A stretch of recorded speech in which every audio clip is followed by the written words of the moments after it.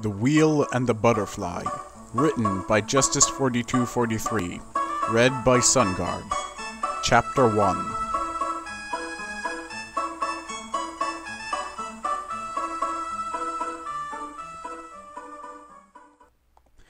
Pinkie Pie looked towards the silhouette of her friend Twilight Sparkle, who was sitting in front of the window of Rarity's boutique. Pinkie was being kept away from any windows, so she couldn't be seen from the outside. Having to keep quiet was bad enough, but not being able to even look outside was maddening.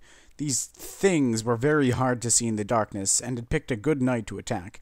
It was bad enough that it was night, but clouds blocked the moon and rain pounded the outside.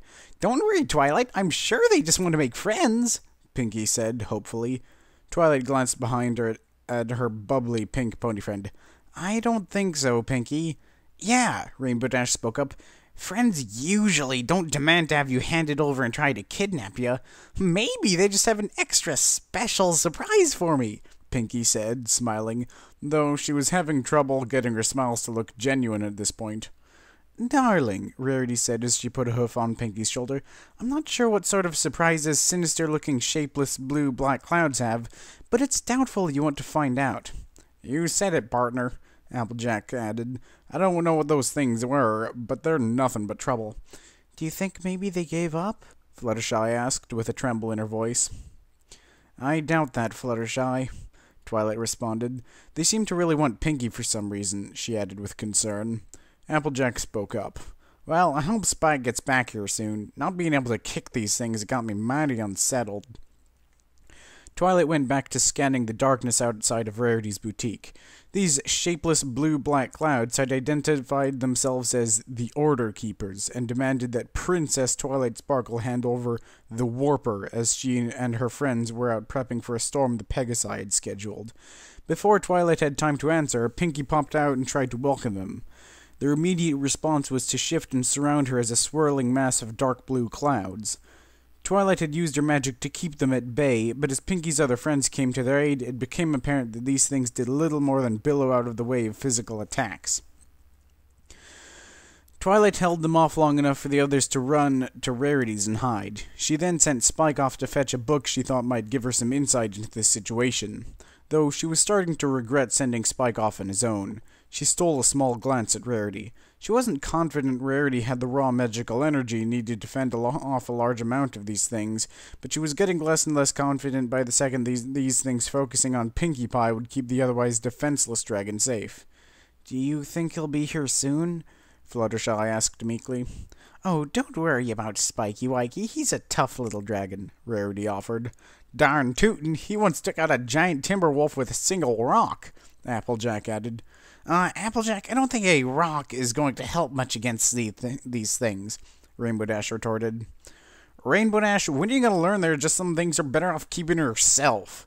Applejack responded, closing the distance between her and the blue Pegasus.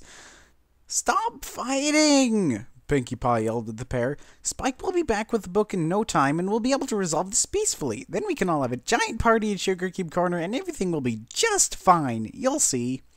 Every pony turned to look at Pinkie. Her perky and optimistic attitude seemed to be visibly crumbling at this point, and it was becoming apparent that she was as shaken up by her recent events as any pony.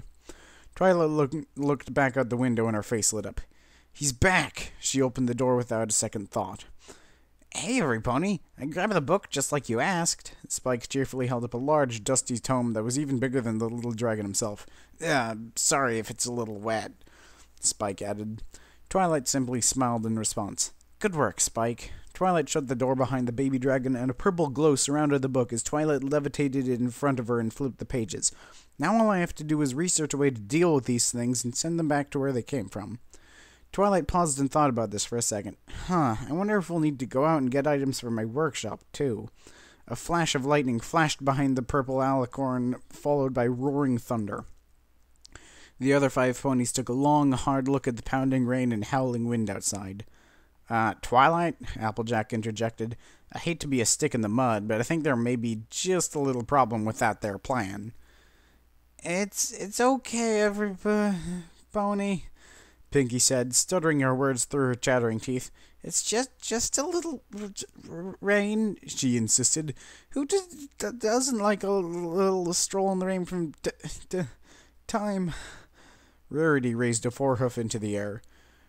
Rarity, you can dry your mane later. This is serious, Rainbow Dash insisted. Well, she asked, Rarity argued, motioning out to Pinky with her forehoofs. Rainbow Dash rolled her eyes. Besides, it's still things we need to worry about more than the weather. Pinky's teeth chattering increased as her eyes darted from side to side. Rainbow Dash, remember that thing I said about keeping certain things to yourself? Applejack reminded sternly. Oops, sorry, Pinky, Rainbow Dash offered. It's okay, Dashy. Everything will be fine. You'll see, Pinky said, forcing out an unnatural-looking smile. Fluttershy trotted over to her trembling friend and placed comforting forelegs around her.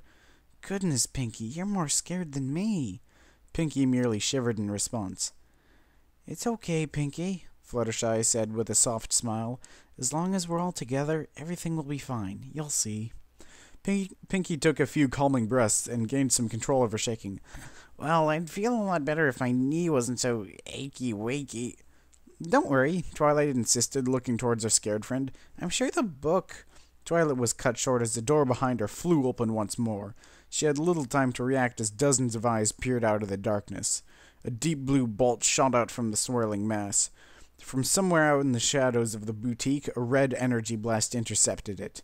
As the combined energies approached, Pinky quickly pushed Fluttershy away, and before she could so much as scream, Pinky's vision went blue and red. Pinky's world instantly shifted to a swirling vortex of color as she felt her limbs being stretched out and her fur give way to some sort of fabric. The swirling void soon shifted to hard and solid ground. She tried to stand back up on her hooves, but realized her back legs were now substantially longer and that her front hooves had been replaced by something that ended with digits of some sort. What did Twilight call them? Oh yeah, hands. She steadied herself against a large pole covered in various flyers as she came to her feet, that she remembered them being called. She had made Twilight tell the story of how she went to the human world over and over again, so she at least had some idea of what was going on. Her fur had apparently been replaced by a blue and white top with a heart in the middle and a pink skirt that prominently bared a cutie mark. She let go of the pole and steadied herself on her blue boots that had white laces with pink bows at the top. She looked around at her surroundings. She was outside, and just her luck, it was pouring rain down here as well. She also seemed to be carrying a large pink handbag of some sort. Lights lit up streets in all directions, and not a single direction looked inviting. As she was pondering what to do next, a large, tall figure stepped out of a nearby alley. Pinky turned to greet her new friend, but her smile quickly turned to dread as she looked at the imposing figure above her. The hungry look in his eyes didn't make Pinky confident that he was here to make friends, but always the optimist, she figured it couldn't hurt to try. My name's Pinky. What's yours? Pinky stammered out. Names aren't important now. What's important is that you have something I want, the large man said grimly. Let's start with that nice-looking computer case, shall we? And then we can see where the night takes us from there. Pinky backed up a few inches against the pole and tried to fight past her fear to manage a scream. As the man reached out for her, an angry voice rang out from behind him. Hey, glandular problem! You're in the way! The large man turned, and Pinky moved her head so they could both see the owner of the voice. A short man wearing jeans and a green jacket over a black shirt that prominently displayed the word jerk on it. The look on his face seemed to be an equal amount of pure rage and annoyance as he gritted pointed-looking teeth. Pinky wasn't sure if she was saved or if the night had just gotten worse.